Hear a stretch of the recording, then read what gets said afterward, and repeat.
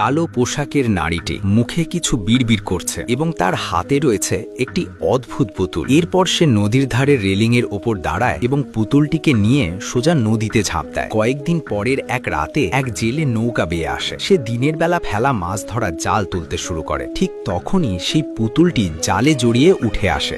জেলে সেটিকে তুলে নৌকার ভেতরে ফেলে দেয়। পরের মুহূর্তেই আশেপাশে এক নারীর কণ্ঠস্বর ভেসে আসে, কিন্তু গভীর রাতে চারপাশে কোনো মানুষ থাকার কথা নয়। সে পিছনে তাকাতেই ভয়ে আত্মা প্রায় বেরিয়ে যাওয়ার উপক্রম হয়। দূরে সত্যি একটি নারী ভূত দাঁড়িয়েছিল। জেলে তাকে জিজ্ঞেস করে, তুমি এখানে কি করছো? কিন্তু আবার তাকাতেই নারীটি উধাও হয়ে যায়। ঠিক তখনই সে যখন নিচু হয়ে কাজ করতে যায়, হঠাৎ দুটো হাত তাকে টেনে পানির নিচে নিয়ে যায়। জেলে প্রাণপণে ছটপট করতে থাকে, কিন্তু কিছুক্ষণের মধ্যেই নদীর পানি আবার আগের মতো শান্ত হয়ে যায়। এরপর থেকে গ্রামের মানুষ শিশুদের নদীর ধারে খেলতে যেতে নিষেধ করতে থাকে। কিন্তু এরপর মাছ ধরে জীবিকা নির্বাহ করা প্রাপ্তবয়স্কদের জন্য পরিস্থিতি কঠিন হয়ে যায়। প্রায়ই কেউ না কেউ রহস্যজনকভাবে ডুবে মারা যেতে থাকে।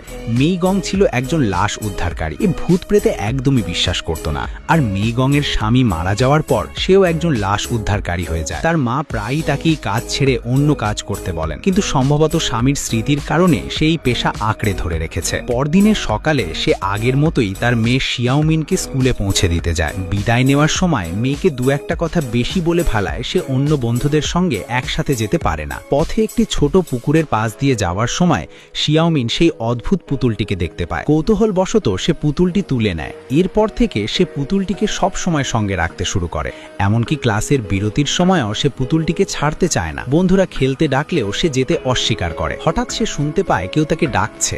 সেই আওয়াজ অনুসরণ করতে করতে সে একটি পরিত্যক্ত ভবনের কাছে পৌঁছে যায়। ভবনের করিডোরে সে এক ভয়ঙ্কর চেহারার নারীকে দেখতে পায়। ঠিক সেই সময় তার বন্ধু শিয়াওপাং সেখানে তাকে খুঁজতে আসে।